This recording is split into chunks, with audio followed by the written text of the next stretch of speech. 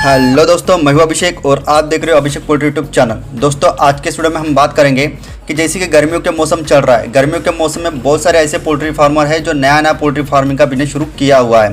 तो ठंडियों का एक अपना मैनेजमेंट होता है, बरसात का एक अपना मैनेजमेंट होता है, लेकिन समर मैनेजमेंट एक अपनी अलग मैनेजमेंट लेकर आता है। ऐसे में जो नए पोल्ट्री फार्मर है, स्पेशल तौर पर मैं आज देसी पोल्ट्री फार्मिंग करने वाले जो नए फार्मर है गर्मियों में, उनके रिलेटेड बात करने वाला हूँ। उनको कुछ दिक्कतों का सामना करना पड़ सकता है। जैसे कि पहली दिक्कतों का उसका सामना करना ये पड़ता है कि उनकी मुर्गियाँ काफ़ी ज़्यादा मतलब फीड तो खाती है, लेकिन उस मुकाबले या फिर प्रीवियस बैच के जैसे उनको जो भी फीड कन्वर्शन का रेशियो होता है, एफसीआर होता है या फिर वजन होता है, वो उतना अच्छा खासा नहीं मिलता।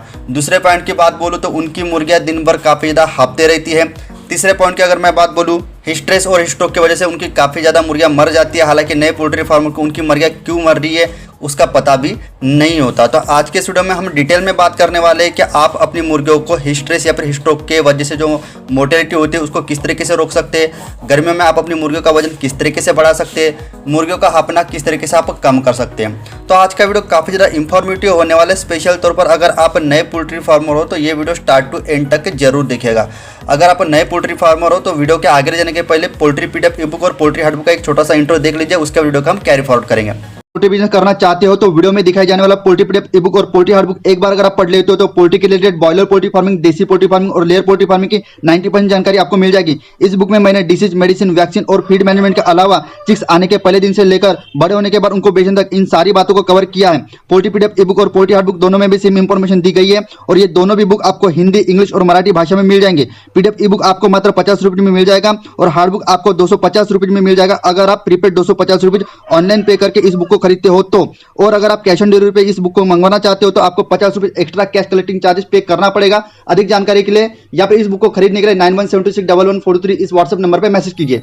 देखिए, गर्मियों के मौसम में नॉर्मल अगर टेम्परेचर अगर देखा जाए ऑल ओवर इंडिया तो तकरीबन 42 डिग्री से लेकर 48 डिग्री तक जो टेम्परेचर होता है बाहरी इन्वायरमेंट वो फ्लक्चुएट होते रहता है। ठीक है, तो एक नॉर्मल तौर पर अगर आपको एक बात बता दूं कि जैसे ही इन्वायरमेंटल टेम्परेचर 36 डिग्री के ऊपर में जाते जाता है वैसे ही मुर्गियों पर स्ट्रेस या फिर हिस्ट का जो भी परिणाम होना शुरू हो जाता है। दो बातों को समझिए दोस्तों, एक होता है बाहरी इन्वायरमेंटल टेम्परेचर और एक होता है भीतर का, पोल्ट्री के भीतर का मतलब टेम्परेचर। ठीक है, मान के चलिए अगर आपके एरिया में जो शेड के बाहर का जो टेम्परेचर है तकरीबन अगर 45 डिग्री तक अगर चला गया है तो ऐसे में 5 से लेकर 6 डिग्री टेम्परेचर आपके पोल्ट्री शेड के भीतर में होता है, मतलब 39 डिग्री से लेकर 40 डिग्री। तो मेरे कहने का मतलब ये है कि आपके पोल्ट्री के शेड के भीतर का टेम्परेचर जैसे ही 36 डिग्री के ऊपर में जाना शुरू हो जाता है आपके मुर्गियों के ऊपर स्ट्रेस या फिर गर्मियों का उस पर परिणाम होना शुरू हो जाता है। तो सबसे पहले इसके लिए आपको क्या करना है कि जो भी एक हाइग्रोमीटर होता है या फिर थर्मामीटर होता है जिसकी आप वीडियो के स्क्रीन पर देख रहे हो, जो टेम्परेचर के साथ साथ ह्यूमिडिटी भी दिखाता है, इस तरीके का अमेजोन से वगैरह आपको थर्मामीटर ले लेना है और आपके पोल्ट्री शेड में लगवा देना, जिससे कि एक्चुअल कितना टेम्परेचर आपके पोल्ट्री शेड के भीतर ही है ये आपको पता चल जाएगा। और जब कभी भी आपकी मुर्गी मरेगी तो एक नए पोल्ट्री फार्म को पता चलेगा कि इतना हाई टेम्परेचर होने की वजह से मेरे मुर्गियों का जो ओवरऑल बॉडी का टेम्परेचर है वो बढ़ गया था, इसलिए मेरी मुर्गी मरी। ठीक है, तो सबसे पहले आपका ये फायदा हो जाएगा। ठीक है, दूसरी प्रॉब्लम गर्मियों के मौसम में नया पोल्ट्री फार्मर फेस करता है कि पहली बात तो उसकी मुर्गी दिन भर में जो भी एक 10 से लेकर शाम के 5 बजे तक दाना खाती ही नहीं, या फिर ओवरऑल उसके 3 महीने के शेड्यूल में जितना वो खाना खाती है उसके मुकाबले उनका एफसीआर मेंटेन नहीं होता, और ना ही पहले के बैचेस में मतलब कि बरसात के मौसम में जितना वजन आया था या फिर ठंडियों के मौसम में जितना वजन आया था उतना वजन इस गर्मियों के मौसम में उनको नहीं मिलता है। तो इस तरीके को प्रॉब्लम को हम किस तरीके से टैकल कर सकते हैं, किस तरीके से फेस कर सकते हैं, किस तरीके से सॉल्व कर सकते हैं। सबसे पहले ये बात जान लीजिए कि जैसे ही मैंने आपको पहले बताया कि आपके शेड के भीतर का टेम्परेचर, मैं बाहरी टेम्परेचर की बात नहीं कर रहा हूँ, बाहरी टेम्परेचर से आपके शेड के भीतर का टेम्परेचर हमेशा 4 से लेकर 5 डिग्री कम रहेगा। चाहे तो आप हाइग्रोमीटर से, थर्मामीटर से चेकआउट कर लीजिए। ठीक है, तो शेड के भीतर का टेम्परेचर जैसे ही 36 डिग्री के ऊपर में चला जाएगा तो आपकी मुर्गी हाँफना शुरू कर देगी। इसका सीधा सा मतलब है उस पर गर्मियों का परिणाम हो रहा है। हाँफने का मीन सेंस क्या होता है कि जैसे ही मुर्गी हाँफना शुरू करती थी, ठीक है, जिसको गैस्पिंग भी हम बोल सकते हैं, जोर जोर से सांस लेना बोल सकते हैं। इस मूवमेंट से क्या होता है ना कि मुर्गी अपने शरीर का टेम्परेचर कम करती है। ठीक है, इस प्रोसेस से मुर्गी के शरीर का जो टेम्परेचर होता है वो वाकई में कम होता है, लेकिन इस प्रोसेस में उसके शरीर का जो टेम्परेचर वो तो कम होता है, लेकिन ये गैस्पिंग के प्रोसेस में मतलब जोर जोर से सांस लेने के ये प्रोसेस में उसके मतलब फीड खाने के बाद जो किलो कैलोरी उसके शरीर में गई है, जिसका कन्वर्जन फैट में होकर उसका वजन बढ़ना होता है, वो एनर्जी उसके गैस्पिंग में लग जाती है, माने कि जोर जोर से सांस लेने में लग जाती है। यही कारण है कि उसकी एनर्जी वेस्ट चली जाती है। इसी कारण गर्मियों के मौसम में आपकी मुर्गी वजन नहीं बढ़ाती। तो इसका मतलब क्या है, अगर आपको गर्मियों के मौसम में आपके मुर्गे का वजन ज़्यादा बढ़ाना है तो जो मुर्गी गैस्पिंग कर रही है या फिर जोर जैसे सांस ले रही है, जैसे कि आप वीडियो के स्क्रीन में देख रहे हो, तो इस गैस्पिंग को आपको बंद करना पड़ेगा। गैस्पिंग को गर्मियों के मौसम में बंद करना है तो आपके शेड के भीतर का जो टेम्परेचर है उसको आपको कम करना पड़ेगा। कितना कम करना पड़ेगा? तकरीबन आपके शेड के भीतर का टेम्परेचर मिनिमम अगर आप 30 डिग्री से लेकर 34 डिग्री तक अगर मेंटेन कर पाओगे तो आपकी मुर्गी गैस्पिंग नहीं करेगी, जोर जोर से नहीं हाँपेगी। जोर जोर से नहीं हाँपेगी तो सीधी सी बात है, उसकी जो भी फीड खा के एनर्जी उसको शरीर को मिला है और वो उसके फैट में कन्वर्ट होगा, उसके मसल बिल्डअप में कन्वर्ट होगा और आपकी मुर्गी वजन बढ़ाएगी।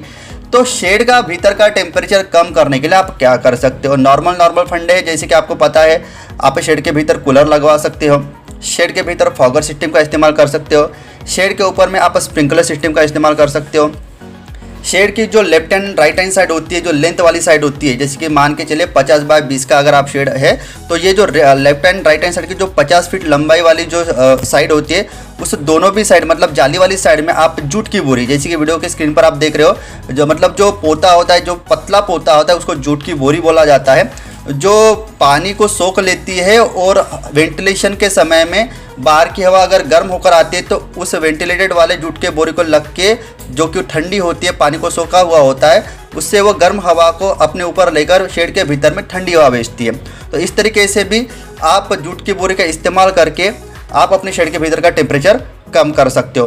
तो इस तरीके की 2-3 बातों का इस्तेमाल करना है और याद से आपको पहली बात ये करना है कि आपको हाइग्रोमीटर थर्मामीटर आपके शेड के भीतर लगवा लेना है। कोई भी हालत में इन हाउस आपको आपके शेड के भीतर का टेम्परेचर मिनिमम से मिनिमम 32 और मैक्सिमम से मैक्सिमम 35 डिग्री, इसके ऊपर नहीं जाने देना है। 32 से लेकर 35 डिग्री तक के भी आपने आपके शेड के भीतर का टेम्परेचर मेंटेन कर लिया, फिर भी आप गर्मियों के मौसम में अच्छे खासे से अपने मुर्गों का वजन बढ़ा सकते हो। और से एक बात आती है दोस्तों, जैसे कि आपको भी पता है कि गर्मियों के मौसम में हम पहले के दिनों में काफ़ी ज़्यादा ग्लूकोज का पानी पीते थे, क्योंकि जो भी एक एनर्जी लॉस होता था बाहर जाने की वजह से, पसीने से हमारी काफ़ी हालत बिगड़ जाती थी। तो ऐसे में हम तकरीबन ग्लूकोज का पानी पीते थे, जिससे कि हमें एक एनर्जी मिलती थी। सेम बात यही होती है कि गर्मियों के मौसम में भी काफ़ी ज़्यादा मुर्गियों की एनर्जी लॉस हो जाती है। तो उस एनर्जी लॉस को रिगेन करने के लिए, रिकवर करने के लिए हम मुर्गियों के पीने के पानी में 11 बजे के पानी से लेकर शाम के 5 बजे तक के पानी में अगर आप उसको इलेक्ट्रोलाइट पाउडर देते हो तो उसकी जो भी एनर्जी लॉस हुई है और ठीक है वो पूरी तरह से रिकवर हो जाएगी। जो कि बहुत सारे जो इलेक्ट्रॉल पाउडर आते हैं, इलेक्ट्रो सोल्ड पाउडर आता है, इलेक्ट्रो बेस्ट पाउडर आता है, तो बहुत सारी कंपनियां अलग अलग नामों से इलेक्ट्रॉल पाउडर बेचते हैं। कोई भी कंपनी का आप इलेक्ट्रोल पाउडर इस्तेमाल कर सकते हो गर्मियों का मौसम में। उसमें काफ़ी ज़्यादा मात्रा में लैक्टिक एसिड, पोटेशियम, एनर्जी और कैल्शियम मिलाया हुआ होता है, जिसके वजह से आपकी मुर्गियों को एनर्जी रिकवर होने में काफ़ी ज़्यादा मदद होती है।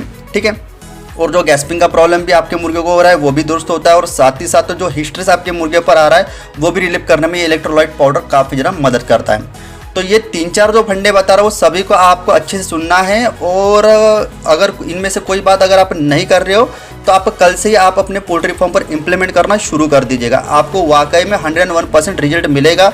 जो कुछ मुर्गी आपकी वजन नहीं पकड़ रही थी, कल से आपकी मुर्गी धीरे धीरे वजन पकड़ना शुरू कर देगी। और से एक नॉर्मल फंडा है, और ये बात बहुत ज़्यादा इम्पैक्ट करती है दोस्तों गर्मियों के मौसम में, मेरी बात मानिएगा। मान के चलिए अगर आपके पोल्ट्री शेड के आजू बाजू में शेड पौधा नहीं है, पेड़ पौधे नहीं हैं, तो ऐसे में आपकी शेड के भीतर का टेम्परेचर काफ़ी ज़्यादा हाई होता है।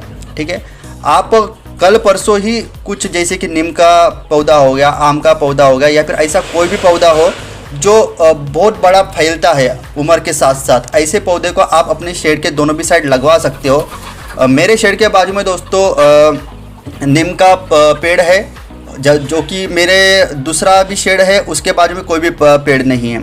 तो दोनों के भीतर का जो टेम्परेचर मैंने चेकआउट करा, तो जिस शेड के बाजू में मतलब जिसकी जो टहलियाँ होती है नीम के पेड़ की, जो मेरे पहले वाले शेड के ऊपर में आती है, तो उस शेड का टेम्परेचर दूसरे शेड के मुकाबले जिस पर कोई भी शेड की यानी कि कोई भी पेड़ की छाया नहीं है दूसरे शेड पर, उस शेड के मुकाबले जो मेरा पहले वाला शेड है जिस पर नीम के पौधे की जो टहलियाँ आती है उसका टेम्परेचर 3 डिग्री से कम होता है। समझ पा रहे हो? तो एक नेचुरल उपाय है कि इस तरीके से आप अगर पौधे अपनी यानी कि अपने शेड के बाजू में लगवाते हो तो 100% आपकी शेड का भीतर का टेम्परेचर काफ़ी ज़्यादा कम होता है नेचुरल तौर पर। ठीक है, तो बेसिक तौर पर ये 3-4 बातें होती हैं। इस 3-4 बातों का ही आपको खास ख्याल रखना होता है गर्मियों के मौसम में। ठीक है, तो अगर ये 3-4 बातें आप सॉर्ट आउट कर लोगे तो जो भी मुर्गी आपकी स्ट्रेस और स्ट्रोक की वजह से मर रही थी, या फिर जो वजन बढ़ाने का या फिर वजन ना बढ़ने का जो इशू आपको आ रहा था, गैस्पिंग का या फिर और भी बहुत सारे जो प्रॉब्लम आ रहे थे, वो पूरी तरह से आपके सॉर्ट आउट हो जाएंगे। आई होप दोस्तों आज की वीडियो में दी गई जानकारी आपको अच्छी लगी होगी। इसी तरह का पोल्ट्री का नॉलेजेबल वीडियो लेके मैं मिलता हूं आपको कल के वीडियो में। जय हिंद, जय भारत।